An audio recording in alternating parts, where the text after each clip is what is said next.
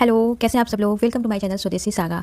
तो जैसे कि आपको पता है, इस चैनल पर मैं अपनी कोई ब्लॉगिंग नहीं करती हूँ, इवन इंडियन ब्रांड की स्टोरी की बात करती हूँ। तो ऐसे ही आज मैं जिस ब्रांड की बात करने वाली हूँ वो हमारे एक फैमिली मेम्बर की तरह है। तो आप सोच रहे होंगे कि फैमिली मेम्बर, वो भी कोई ब्रांड, ये कैसे हो सकता है? वो फैमिली मेम्बर इसलिए है क्योंकि वो सुबह से लेकर शाम तक हमारे साथ रहता है। कभी वो एज ए मॉर्निंग टी या फिर पराठे के ऊपर वो पिघलता हुआ मक्खन, और लंच में लस्सी या छाछ, और रात में डिनर के बाद वो चिल वाली आइसक्रीम। तो आप समझ गए अब मैं किसकी बात कर रही हूँ? अमूल, अटरली बटरली अमूल।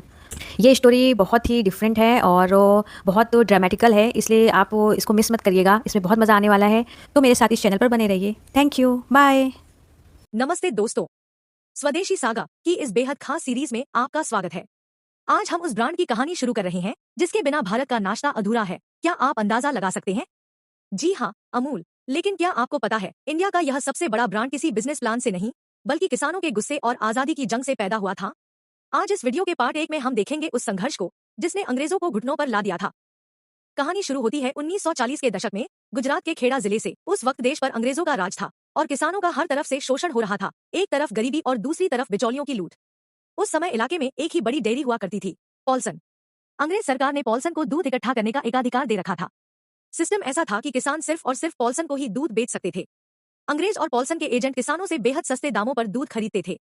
किसान कड़ी धूप में मेहनत करता, गाय भैंस पालता, लेकिन जब पैसे की बारी आती तो उसे कौड़ियां मिलती थी। वही दूध पॉल्सन कंपनी मुंबई ले जाकर ऊंचे दामों पर बेचती और मोटा मुनाफा कमाती। सीधे शब्दों में कहें तो पसीना भारतीय किसान का था और मलाई अंग्रेज खा रहे थे। जब पानी सिर से ऊपर चला गया तो किसानों का गुस्सा फूटा। वे पहुंचे उस समय के नेता सरदार वल्लभ भाई पटेल के पास।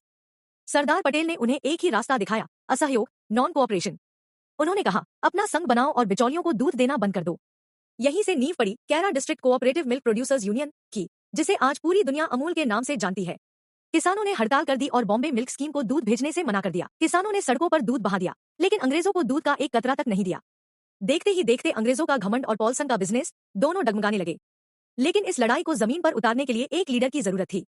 तब सामने आए त्रिभुवनदास कृषि भाई पटेल। वे कोई बाहर से आए प्रोफेशनल नहीं थे, बल्कि एक सच्चे गांधीवादी और समाज सेवक थे, जिन्होंने अपनी पूरी जिंदगी किसानों के हक के लिए समर्पित कर दी थी। सरदार पटेल के कहने पर त्रिभुवनदास जी ने जिम्मेदारी उठाई। उन्होंने हार नहीं मानी और सिर्फ 2 छोटे गांवों के किसानों को साथ लेकर एक पुराने शेड में काम शुरू किया। शुरुआत हुई रोज के सिर्फ 250 लीटर दूध से।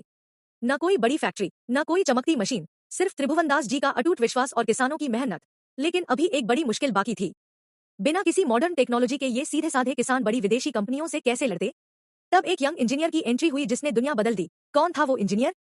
और कैसे अमूल ने भैंस के दूध से वो कारनामा कर दिखाया जो दुनिया को नामुमकिन लगता था? जानेंगे पार्ट 2 में। अभी लाइक और सब्सक्राइब करें।